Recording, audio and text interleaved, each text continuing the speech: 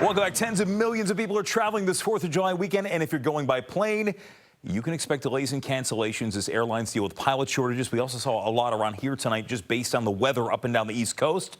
Let's talk about ways to avoid stress at the airport and aim for a smooth trip with psychiatrist Yalda Safai, who's live with us here on Final Five. This is not the Final Five. This is Fox 5. That's another show, Yalda. Good to see you again.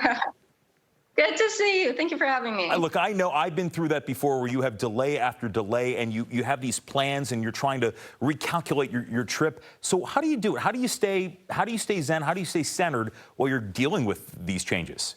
Yes. Of course, I've been experiencing that myself firsthand as I've been traveling quite a bit. The first thing I would say, the most important thing that you should pack with yourself this season is patience. First of all, expect delays. You're more likely than not going to have a delay, a cancellation. When you're expecting a bad event to happen, when you're expecting something to go wrong, you'll be less stressed out, less anxious when it does actually happen, and pleasantly surprised when it doesn't. Plan ahead.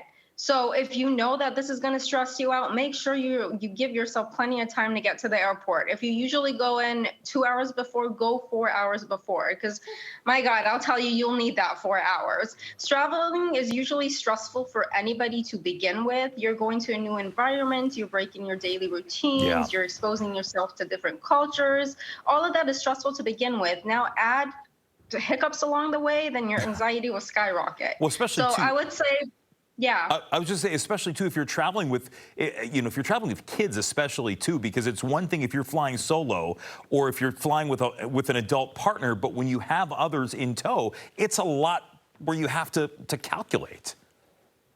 Yeah, so you should prepare for the worst and hope for the best. With kids, I would say bring things to distract them. Download an app, download a movie.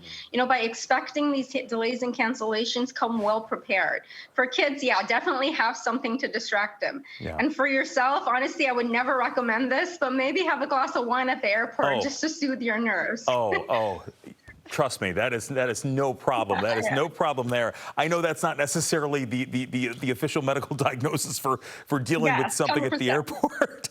But, because I think it really speaks, though, to the bigger picture, because we mentioned all the extenuating circumstances, why we're seeing these problems at the airport, whether it's circumstances, most of them are circumstances out of our control. And it speaks to just the bigger picture in life right now.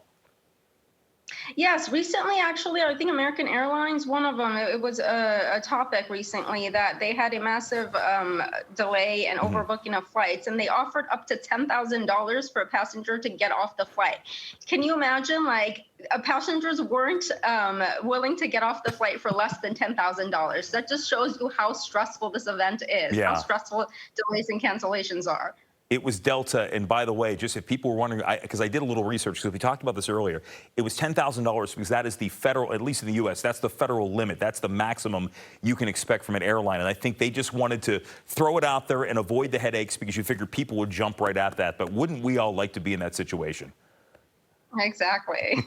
To make the most of it. Dr. Yalda Safai, good to see you again. Thanks for joining us tonight. Good to see you. Thank you for having me. Take care. Have a great weekend.